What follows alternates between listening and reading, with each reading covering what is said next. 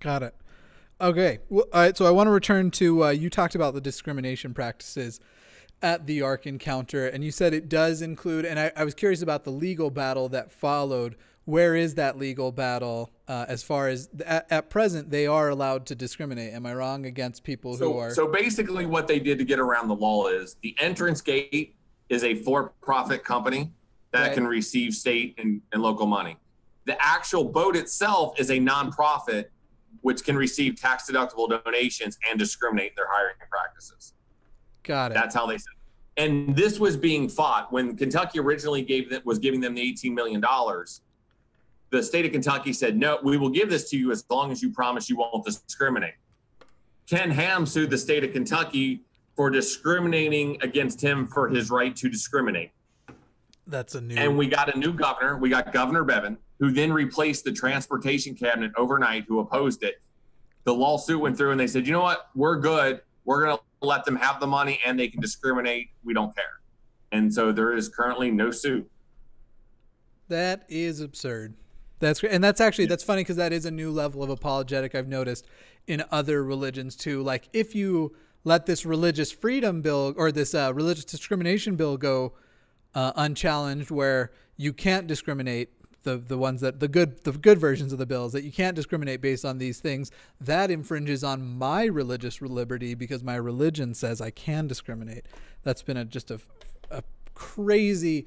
It's really funny because people know I'm a liberal-minded person. I get a lot of like, if you don't like America, then get out, from a lot of people who they themselves don't realize that they're the ones with the un-American views.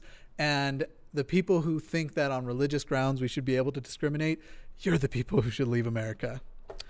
But I digress. And one of the big initiatives we have was, because we did see a lot of infighting and a lot of conflict on what is an atheist issue. Right. And, and like, how do we get people in the atheist community? Because we do have Democrats, Republicans, Green Party, libertarians. How do we get them to agree on these issues? Because they seem to be so divided. So what we did was we redefined what is an atheist issue. And we did it by 3 questions. So the criteria we set up is this. The first question we ask on any issue, and start thinking about the issues that are important to you, is who's behind the issue? Who's driving this bus? And if the answer is religion, then this now becomes an atheist issue. The second question we ask is this an equal rights issue? Is religion being used to discriminate against people? Right. If the answer is yes, this is an atheist issue. And so what does that mean? Now we're talking about abortion, LGBTQ, science, sex education, women's equality.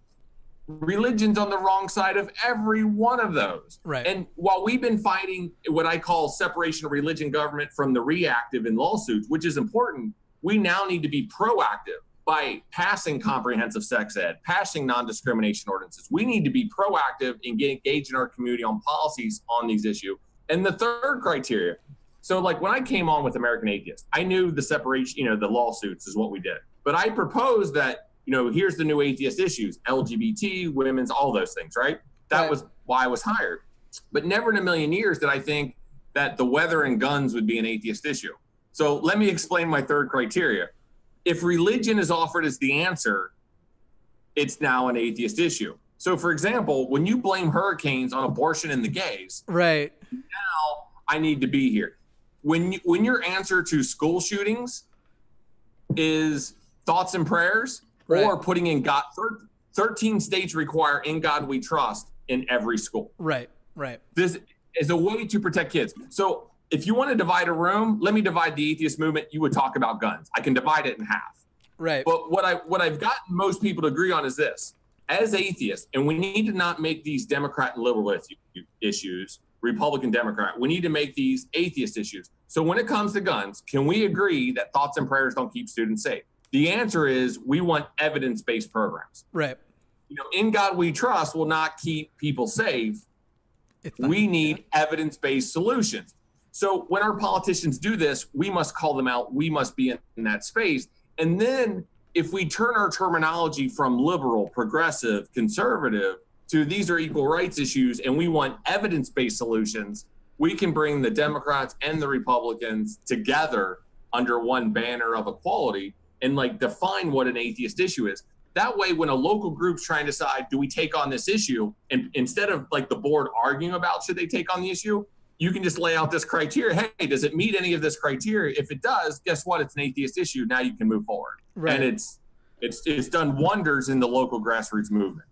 Did you, speaking of the weather, did you see that Pat Robertson cast his, I'm going to call it a spell of protection, but he called it a shield of protection over any believers in the path of this hurricane coming? The one that's about to hit the East Coast. Just the believers, so the atheists are screwed. It's just a shield of believers. I'm pretty sure it was strictly for believers. Let's see, a shield of protection. Yeah, he cited from the Bible when Jesus told the tempest to be still. We'll see how that works out when it hits. Yeah. Maybe it wasn't just for believers. I mean, it will be when people die, but it's one thing if it's a preacher or a Pat Robertson. But what's scary is our politicians are doing this. Like in Florida, when they had the school shooting and they're like, we need to do something about guns. Now you can have the argument, should we do something about guns or not do something about guns? That's fine to have that conversation. Right. Absolutely. But when you decide as a politician and as a community, yes, we're going to do something about guns, the answer can't be thoughts and prayers and in God we trust. We need evidence-based solutions. Now, I'm not going to get into what those evidence-based solutions is, but that needs to be our answer. And as a movement, while I'm talking to atheists saying these are atheist issues, when I'm in the public, I'm not bringing religion into this. What I am saying is, hey, we want evidence-based solutions. Right. And for clarification, he said it was over parts where innocent people are bracing for the hurricane. So I'm sure his definition of innocent, you wouldn't use that clarifier if you didn't have something there. That's a good one.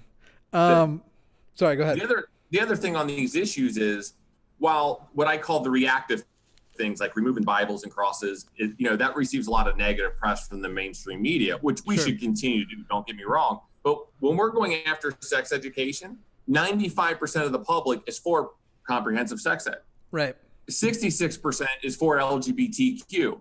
Women's rights, like abortion, the majority, these issues are positive. If you want to normalize atheism, go after these issues that the majority of the public agrees with you. And so this is what I love about this initiative and these issues. It's positive. The community likes it. And we've normalized atheism in cities and communities that have gone after these issues in public and had an impact. It's where atheists can openly speak, where the mayor's asking them to come speak. Politicians are welcoming the atheist community.